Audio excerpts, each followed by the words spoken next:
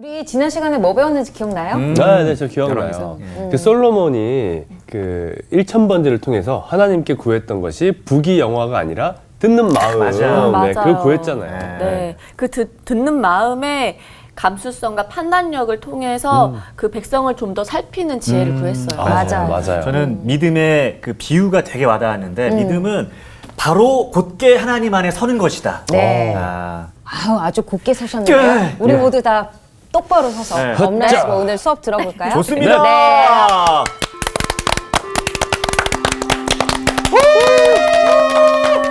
안녕하세요. 잘 지냈어요? 네. 네, 고맙습니다. 복습들 열심히 해서 고맙고요. 그 복습하는 것만 내가 들어도 흐뭇하고. 네, 솔로몬의 통치 영역 속으로 우리가 깊이 이제 들어오게 되었는데요. 자, 2장은 솔로몬이 정치를 시작하면서 과거사를 정리하기 위해서 했던 조치들. 그러니까 많은 사람들이 죽었죠. 옛sam과의 단절이라고 얘기할 수 있습니다. 그 다음에 3장은 어떤 얘기였었죠? 솔로몬이 하나님께 기도하고 지혜를 얻고 그래서 그의 지혜가 얼마나 컸는지를 보여주고 있는 일화로서의 창기 두 사람 재판 이야기 이런 이야기들을 우리가 살펴봤습니다. 그러면 이제 솔로몬에게 필요한 것은 어떤 것일까요?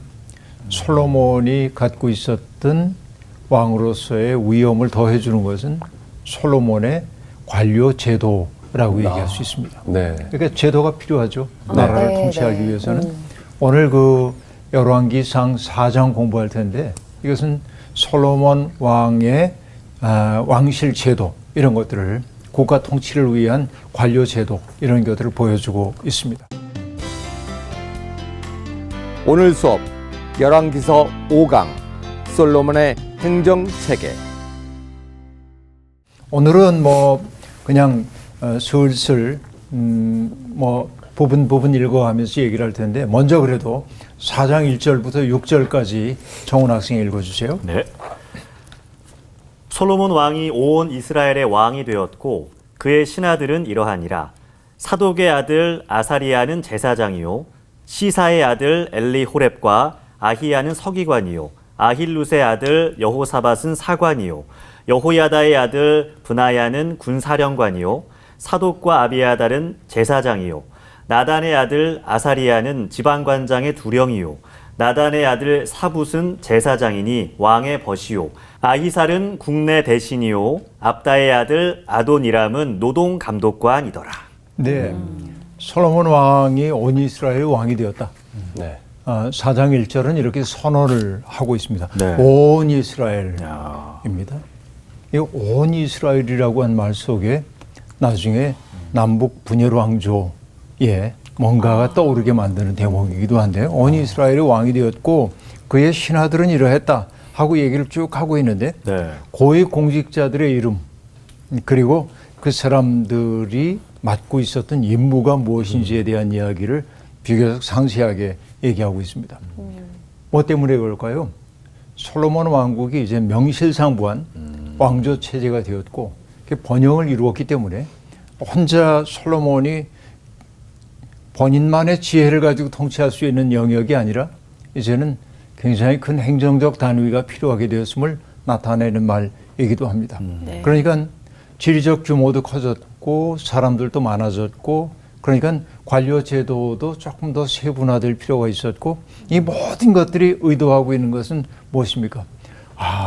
솔로몬의 왕조가 대단했구나. 그래서 엄청났네. 이런 감탄을 자아내려는 의도를 가지고 있습니다. 행정 조직이 잘 정비되었다고 하는 것은 그 시기가 평화의 시기라고 하는 것을 암시해 주기도 합니다. 그런데 여기 1절부터 6절까지 등장하고 있는 솔로몬 왕의 관료들의 이름을 우리가 눈여겨보면 일일이 다 언급하기는 어렵지만은 솔로몬의 통치와 다윗의 통치를 연결하는 인물들이 꽤 많이 등장함을 알 수 있습니다.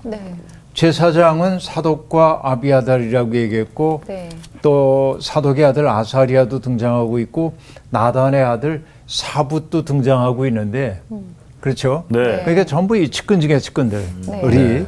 제사장을 이루고 있었고 서기관이라고 하는 사람들도 역시 마찬가지인데 여기 서기관은 뭔가를 기록하는 게 서기관이지만은 요즘으로 얘기하면 뭐라고 하면 좋을까요?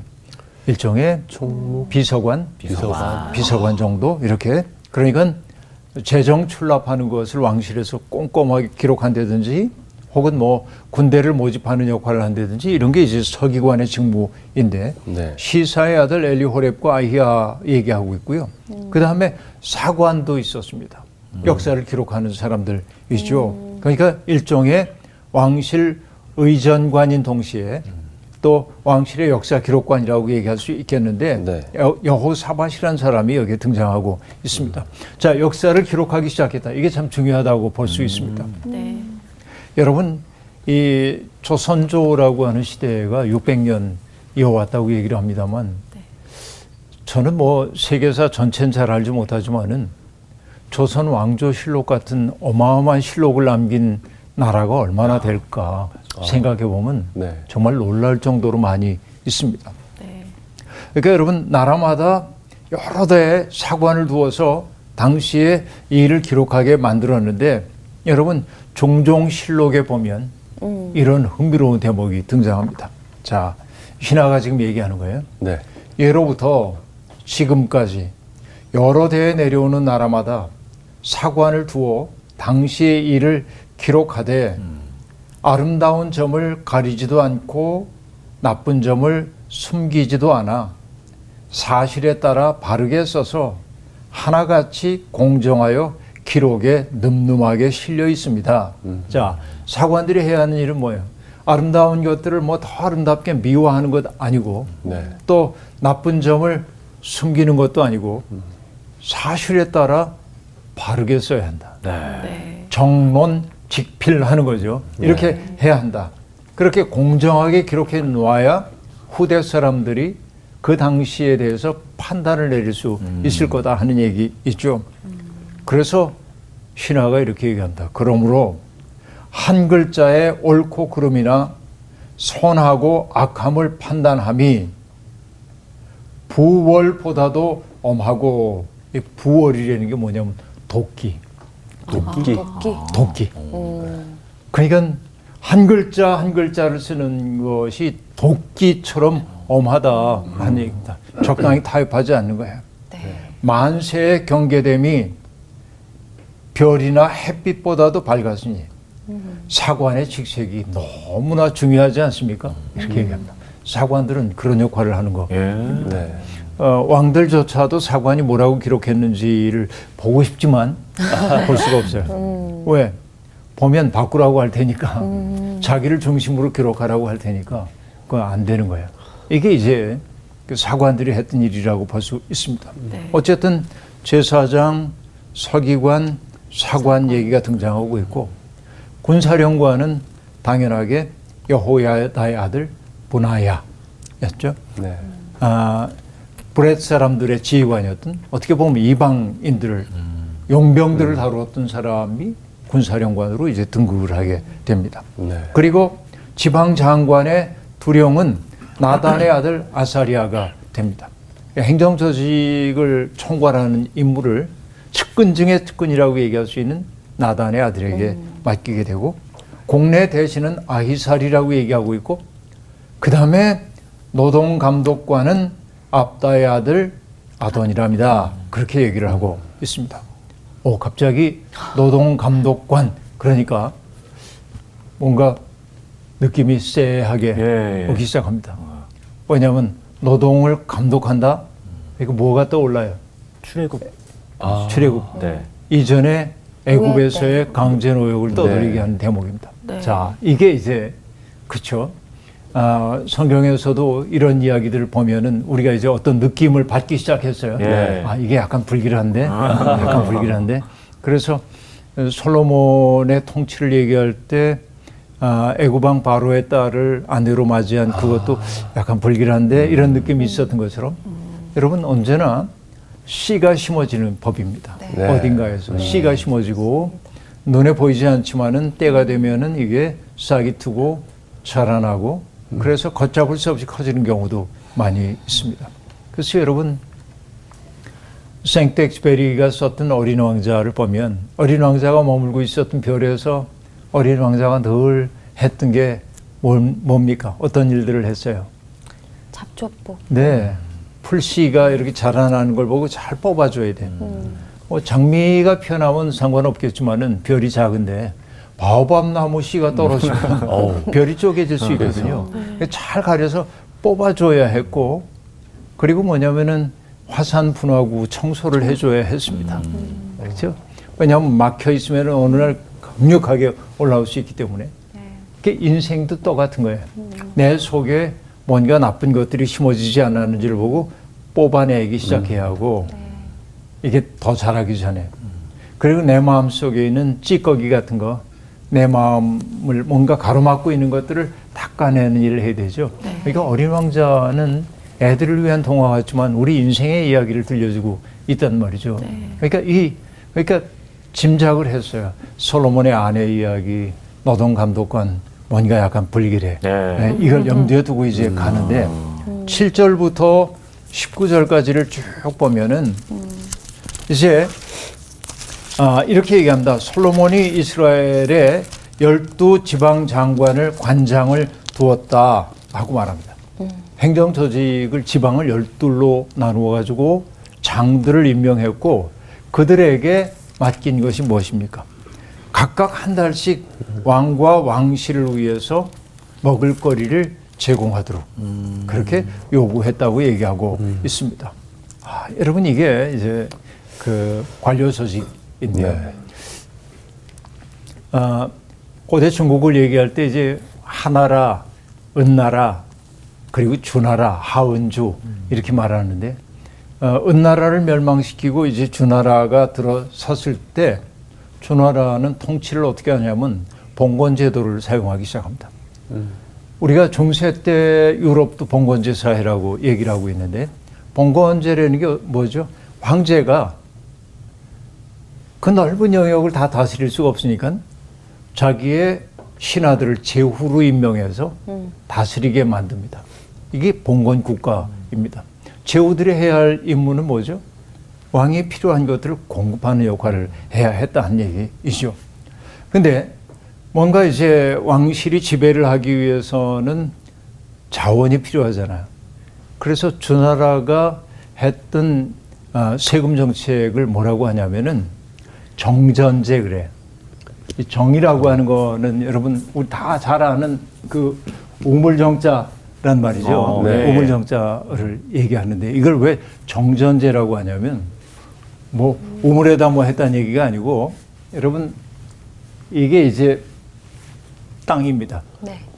그러면 이 땅을 우물정자를 여기다 써봐요 이렇게. 그렇죠? 우물정이 됐죠? 네. 그럼 몇 채예요? 하나, 둘, 셋, 넷, 다섯, 아홉 여섯, 개. 일곱, 여덟, 아홉이죠. 네. 아홉 가운데 요거 하나를 공전이라고 그랬어. 그러니까 이 그 9사람 가운데 8사람이 공동 경작을 해요. 여기는. 네. 그래서 왕에게 보내는 거예요. 그리고 여기는 뭐냐면 사전이야. 개인 거군요. 요만큼 땅을 줄 테니까 요거 너희가 열심히 농사 줘가지고 손해 보는 것 같은데. 너희들이 먹고 살아. 이렇게 얘기를. 그죠? 예, 예. 그럼 여러분 가만히 생각해 보세요. 사람들이 일할 때 여기서 더 열심히 할까요? 여기서 더 열심히 사전에서. 할까요? 사전에서. 당연히 여기에서 예. 더 열심히 하겠죠. 예. 여기 정전제라고 하는 게 약간 문제가 생깁니다. 폐단이 생기는 거예요. 그래서 나중에는 좀 바꿔 이거를. 그래서 뭐냐? 얘들이 이렇게 나눠주면은 고마워가지고 여기서 열심히 할 줄 알았더니 여기는 비옥해졌는데 땅이 여기는 좀 황폐해지고 왜냐면 공동으로 하니까. 네. 그래서 여러분 우리 개념 가운데 공유지의 비극이라는 말이 있습니다.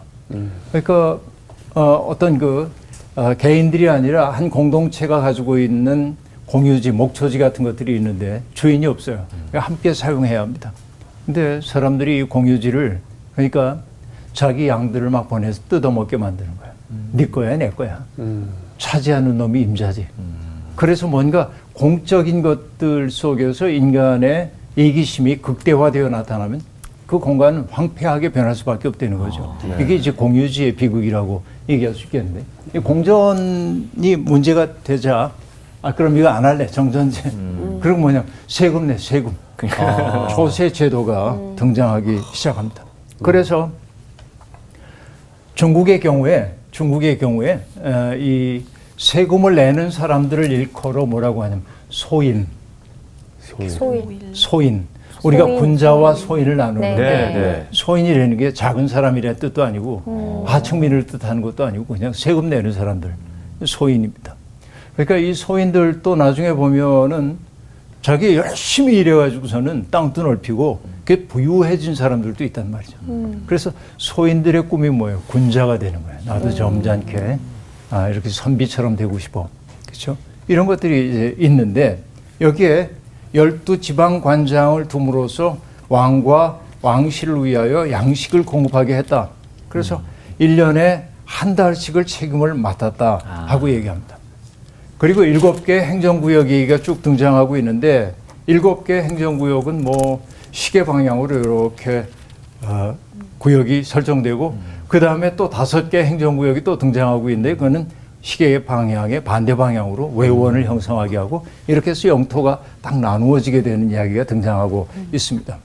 그런데 우리가 특기할 만한 것 가운데 하나는 뭐냐면 솔로몬의 사위들도 지방 관장 가운데 한두 사람으로 등극하기 시작한다. 왕실의 측근들을 보내서 이제 거기를 다스리게 만들기도 한다 하는 얘기입니다.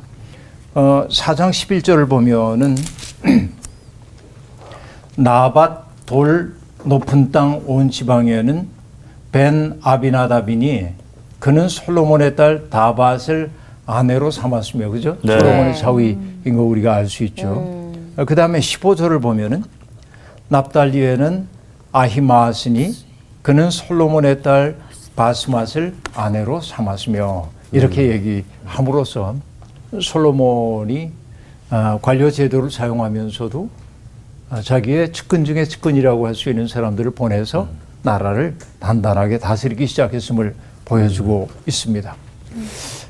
그리고 뭐 길르앗 땅, 그러니까 아모리 사람 왕 시온과 바산 왕 옥의 나라에는 우리의 아들 게벨을 임명했다라고 말하는데, 여러분 이 게벨이라고 하는 사람을 보면은 이 게벨이라고 하는 사람 19절 얘기인데요. 네. 이 게벨이라고 하는 이름의 뜻은 워리어, 전사입니다. 와, 전사. 그러니까 왕의 통치 영역에서 조금 떨어져 있는 곳이죠. 옛날에 이방 통치자들이 다스리던 영역이죠. 거기에는 약간 전사 같은 사람들이 갈 필요가 있었겠죠. 이렇게 이제 보내게 되었음을 보여주고 있습니다. 행정조직에 대한 이야기는 그렇게 보고요. 네. 그 다음에 20절부터 나오는 이야기가 참 심각한데, 네. 20절부터 21절까지 나오시 한번 읽어주세요. 네. 유다와 이스라엘의 인구가 바닷가에 모래같이 많게 되매 먹고 마시며 즐거워하였으며 솔로몬이 그 강가에서부터 블레셋 사람의 땅에 이르기까지와 애굽 지경에 미치기까지의 모든 나라를 다스림으로 솔로몬이 사는 동안에 그 나라들이 조공을 바쳐 섬겼더라.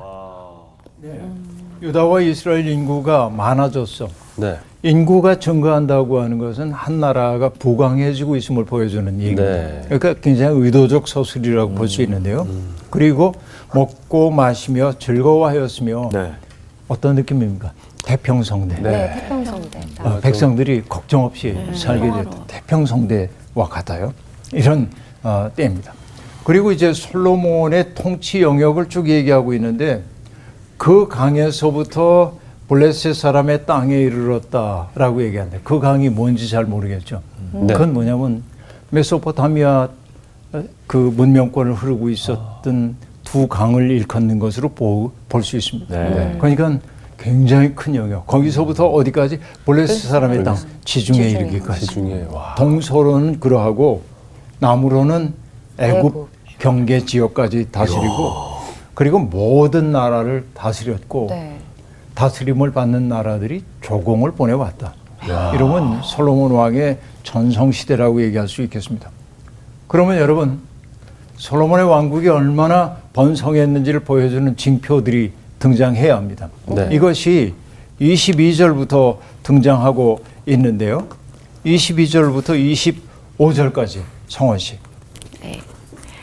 솔로몬의 하루의 음식물은 가는 밀가루가 30고르요, 굵은 밀가루가 60고르요, 살진 소가 10마리요, 초장의 소가 20마리요, 양이 100마리이며 그 외에 숫사슴과 노루와 암사슴과 살진 새들이었더라.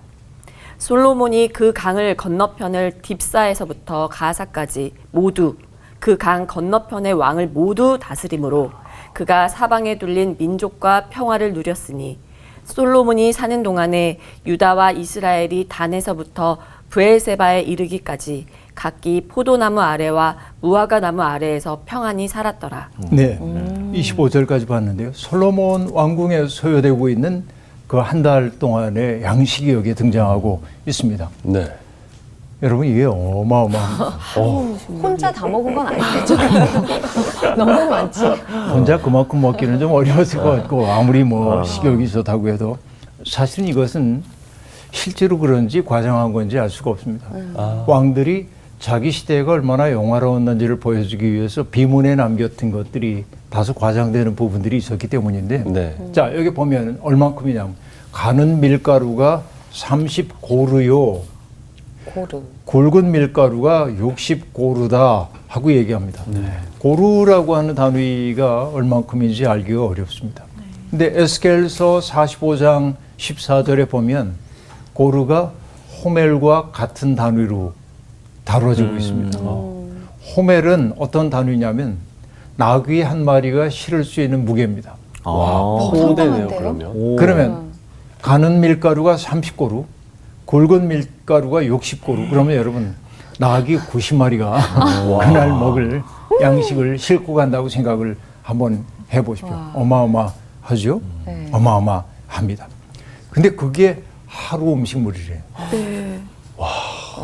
그 다 뭐 뭘로 해 매일 파티했나 진짜. 빵도 가족이 만들고 많았나? 면도 파티하는 만들고.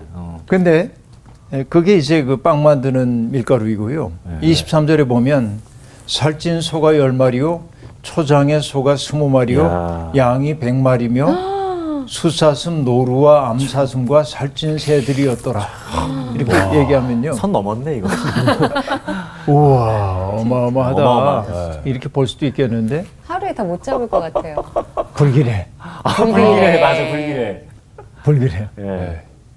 왜냐하면 이 왕실의 화려한 삶을 지탱하기 위해서 12지방 장관들이 한 달씩을 책임졌는데 네. 이 많은 것들을 보내려고 하면 얼마나 걷어들여야 짜야지. 이게 되겠어요. 그러니까 뭐 씨가 심겨지고 있어요. 화려한 삶이라고 하는 게 결국은 위에 있는 사람들의 화려한 삶이라는 게 아래에 있는 사람들에게는 굉장히 픽진한 삶의 사람들을 떠밀고 있는 것이라고 얘기할 수 있겠죠. 그러니까 지배계층의 화려한 삶을 지탱하기 위해 지불해야 했던 백성들의 권고함이 떠오른단 말이죠. 저도 좀 성격이 약간 삐딱한가 봐요. 유럽에 가거나 그러면은 어마어마한 예배당이 있잖아요. 네. 이게 그거 보면은 와 하고 놀라면서도 한편으로는 이런 걸 짓기 위해서 사람들이 얼마나 네, 노동에 고생했을까. 착취당했을까. 많은 걸 내야 하고 얼마나 힘들었을까 그 생각을 해보면 기가 막히죠. 그 화려한 삶이라는 게 다 그걸 지탱하기 위해 밑에 사람들이 지원을 해야 했기 때문에 그렇습니다. 여하튼 이 솔로몬의 황금 시대를 얘기하기 위해서 이렇게 쫙 서술을 하고 있는데 우리는 왠지 좀 조마조마하고 그지 그런 느낌이 들어요. 예. 그리고 얘기합니다. 솔로몬이 그 강 건너편을 딥사에서부터 가사까지 모두 그 강 건너편의 땅을 모두 다스림으로 그가 사방에 들린 민족과 평화를 누렸으니 솔로몬이 사는 동안에 유다와 이스라엘이 단에서부터 브에세바에 이르기까지 각기 포도나무 아래와 무화과 나무 아래에서 평안히 살았더라. 지금까지는 괜찮은 것 네, 같아요. 네, 분위기 괜찮은데. 그리고 여러분 이 평화를 얘기할 때 사람들은 언제나 평화의 비전을 얘기할 때 여러분 평화하면 떠오르는 이미지들이 어떤 것들이에요? 평화 그러면 떠오르는 이미지들이 좀 있나요?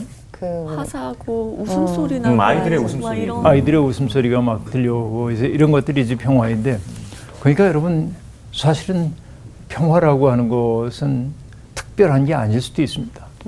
특별한 게 아닐 수 있어요. 그 어떤 사람이 너무 착하게 사니까 하나님이 그에게 너 바라는 거 있으면은 주겠다. 귀한 선물 주겠다. 그래서 저 바라는 거 아무것도 없습니다. 아니야 그래도 하나 구해봐. 글쎄요. 한갓진 평화로움?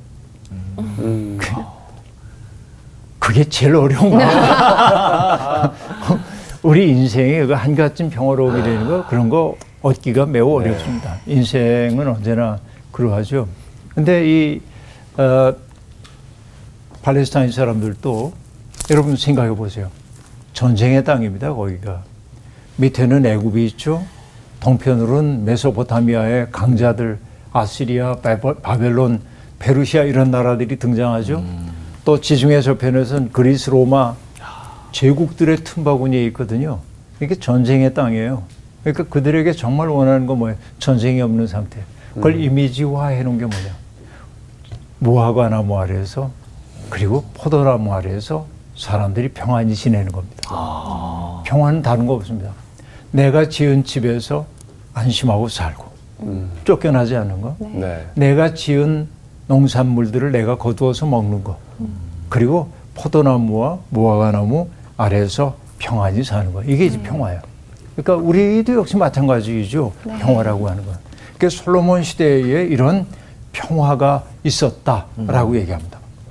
그런데 여러분 26절부터 보면은 26절부터 28절까지 조금 다른 이야기가 등장합니다. 공희 씨. 네. 솔로몬의 병거의 말 외양간이 4만이요 마병이 12,000명이며 그 지방 관장들은 각각 자기가 맡은 달에 솔로몬 왕과 왕의 상에 참여하는 모든 자를 위하여 먹을 것을 공급하여 부족함이 없게 하였으며 또 그들이 각기 직무를 따라 말과 준마에게 먹일 보리와 꼴을 그 말들이 있는 곳으로 가져왔더라. 네.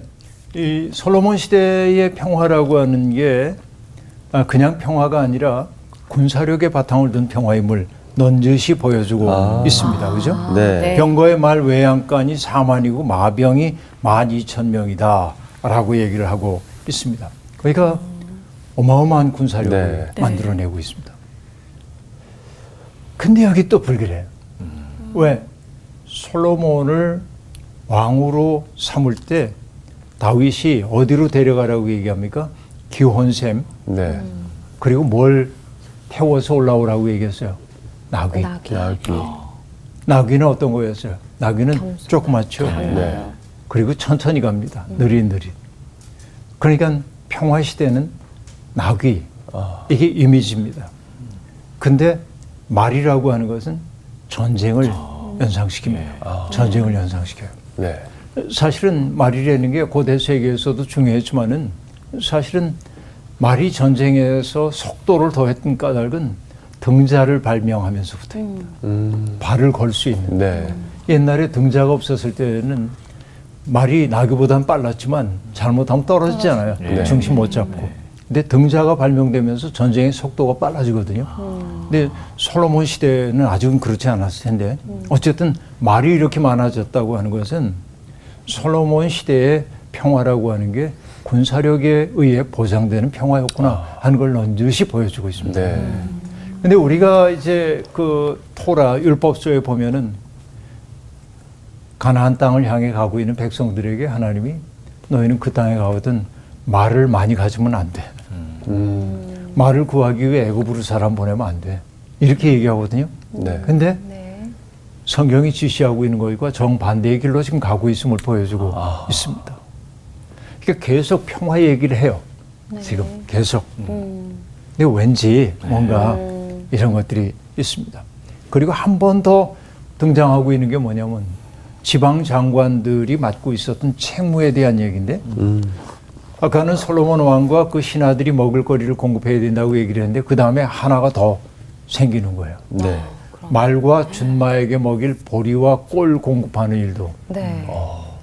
그러니까 지방 장관들도 어마어마한 부담을 갖고 있었음을 네. 보여주는 대목입니다. 이게 이제 흥미롭게 볼 수 있겠는데요. 자, 그 다음 얘기. 계속 내가 이게 불길하다는 얘기를 하고 있으니까 여러분이 정말 그렇게 느껴져요? 네, 그 느껴져요. 얘기가 긴장이 되고 있습니다. 그러니까 이게 긴장. 오. 언제나 인생은 그런 것 같아요. 씨앗이 우리 속에 심겨져요. 근데 잘 몰라요. 심겨졌을 때는. 네. 근데 이게 조금 자라나기 시작하면서 우리를 장악한단 말이에요. 네. 그렇죠? 네. 그때서 알게 돼. 내가 장악당했을 때. 그래서 죄의 씨라고 하는 것도 우리 속에 처음에는 씨의 형태로만 들어옵니다. 그러니까 우리는 뭐냐 무시해요. 이까짓 거 뭐. 내가 언제든지 보고 있어. 내가 통제할 수 있어. 내가 이 정도는 할 수 있어. 근데 어느 날 보니까 이게 점점 커져요. 나를 압도해요. 이게 죄죠. 자, 그 다음 우리가 볼 텐데요. 그러나 솔로몬이 얼마나 지혜로운지에 대한 이야기가 거듭 등장하고 있습니다. 29절부터 보면 하나님이 솔로몬에게 지혜와 총명을 많이 주었는데 또 넓은 마음을 주셨는데 바닷가에 모래 같게 함으로 솔로몬의 지혜가 동쪽 모든 사람의 지혜와 애굽의 모든 지혜보다 뛰어난지라 하고 말합니다. 자, 동양의 지혜 그리고 애굽의 지혜. 여러분 이게 그 당시에는 지혜하면 떠오르는 대목이었단 말이죠. 네. 그렇죠? 동양의 지혜. 사실 여러분 서양이 동양에 비해서 더 문명이 압도적인 것은 그렇게 오래되지 않았습니다. 네. 원래 중국 문명이 더 화려했죠. 네. 인도도 그렇고요. 그러니까 얼마 안 됐습니다. 이게 역전된 것이. 물질 문명의 발달에 따라서 좀 달라지긴 하는 것인데요. 그러니까 지혜의 대명사 그러면 동양, 애굽인데 여기 비교를 하고 있어요. 솔로몬의 지혜가 동쪽의 지혜보다 애굽의 지혜보다 훨씬 더 능가했다. 더 뛰어났다. 이렇게 얘기를 하고 있고 솔로몬이 얼마나 지혜로웠는지를 얘기하기 위해서 매우 흥미로운 대목이 여기 등장하고 있는데 뭐라고 말하냐면 31절에 그는 모든 사람보다 지혜로워서 예스라 사람 에단과 마홀의 아들 헤만과 갈골과 다르다보다 나음으로 그의 이름이 사방 모든 나라에 들렸더라 라고 말하는데 네. 여기 여러분 예스라 사람 에단이 누구인지 몰라요. 네. 네. 우리가 파악할 수 없어요. 다만 시편 88편과 89편 9편 표제에 나타나는 이름입니다. 그러니까 그래요? 우리가 누군지는 모르지만 예. 이 사람은 지혜로운 사람의 대명사였던 것 같아요. 네. 그리고 여기 해만, 갈골, 다르다. 우리는 몰라요. 이분들이 네. 누군지 전혀. 그런데 열왕기가 이렇게 기록한다는 것은 이렇게 얘기하면 사람들은 우와 반응을 할 수 있을 만큼 유명한 사람들이란 말이에요. 네. 지혜 그러면 떠오르는 사람들이 있는데 아. 그 사람들보다 솔로몬의 지혜가 훨씬 더 뛰어났다라고 네. 얘기하므로 이 솔로몬의 통치가 압도적임을 보여주고 있습니다. 네. 그리고 여러분 32절부터 34절 길지 않으니까 같이 네 분이 같이 한번 읽을까요? 네. 네. 시작. 그가 잠언 3000가지를 말하였고 그의 노래는 1005편이며 그가 또 초목에 대하여 말하되 레바논의 백향목으로부터 담에 나는 우슬초까지 하고 그가 또 짐승과 새와 기어다니는 것과 물고기에 대하여 말한지라. 사람들이 솔로몬의 지혜를 들으러 왔으니 이는 그의 지혜의 소문을 들은 천하 모든 왕들이 보낸 자들이더라. 네. 솔로몬이 정말 지혜로운 사람이고 그 다음에 뭐라고 얘기하냐면 잠언 3000가지를 지었고 노래를 1005편을 지었다. 와. 이렇게 얘기를 하고 있습니다. 자, 그런데 여러분 생각해 보세요. 이 얘기는 잠언을 많이 지었다. 혹은 뭐 노래를 많이 지었다. 이 얘기는 평화의 시기를 상정합니다. 네. 여유롭죠. 네. 맞아요. 경제적인 여유가 있어야 되고 정신적인 여유가 있을 때 나올 수 있는 것들이죠. 네. 그러니까 솔로몬의 지혜로움을 보여주는 징표이기도 하지만은 솔로몬의 시대가 얼만큼 여유로운 시기인지 전쟁의 공포에 의해서 더 이상 시달리지 않던 그 시대라는 것을 넌지시 드러내 보여주고 있는 것이죠. 그리고 솔로몬의 지혜가 얼마나 큰지를 얘기하기 위해서 인상적인 얘기를 하고 있습니다. 초목에 대한 지식도 뛰어났는데, 그러니까 그 당시 사람들이 가장 아름다운 나무로 얘기하고 있던 레바논의 백향목으로부터 그리고 담벼락 사이에 자라는 오슬초에 이르기까지 모르는 게 없었다. 이렇게 얘기합니다. 그러니까 왕이 가장 뛰어났다 하는 얘기죠. 네. 조선시대에도 여러분 그 학자인 왕이 있었죠. 정조임금 같은 경우에 정말 뛰어난 학자였죠. 그러니까 뭐 어지간한 학자들이 그 앞에서 길을 펴기 어려울 정도로 뛰어난데 너무 뛰어나면서 문제가 되기도 해요. 언제나 이제 좀 그렇기는 합니다. 뿐만 아니라 초목에 대한 지식도 뛰어나고 짐승과 새와 기어다니는 것과 물고기에 대해서도 말할 수 있었다라고 얘기를 하네요. 여러분 자산오보라고 하는 책이 있죠. 네. 정약전 귀양 가가지고 네.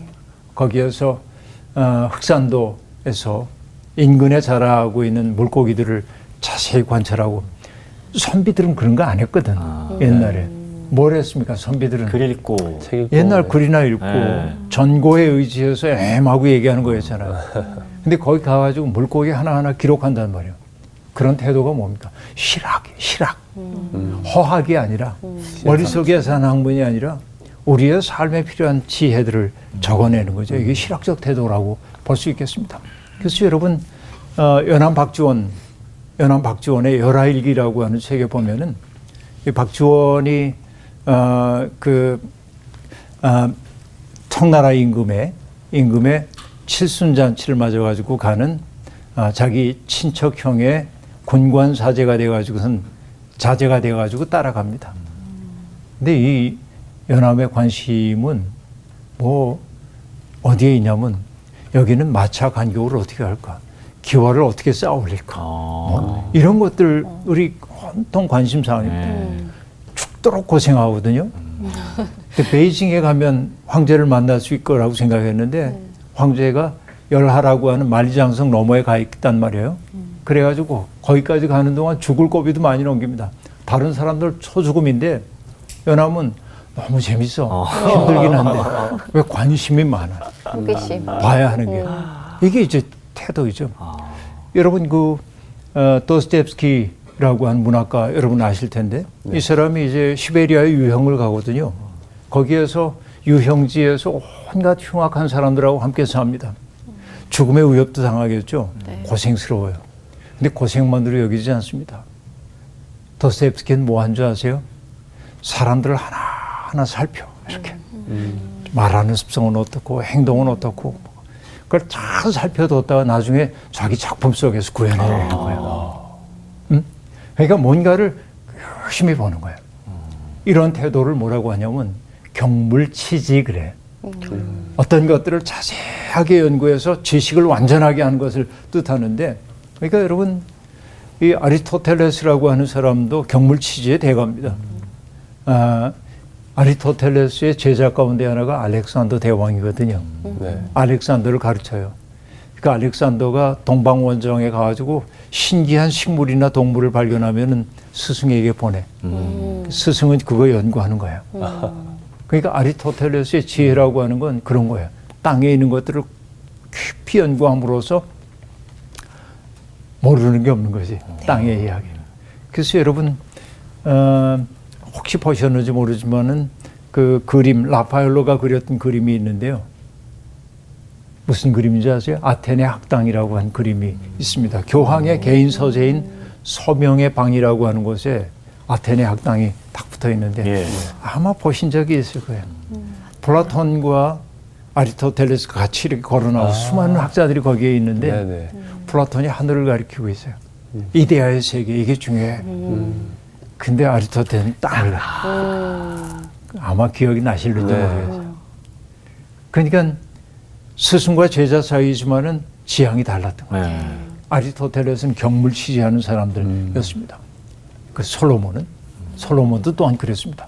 모르는 게 없던 사람이죠.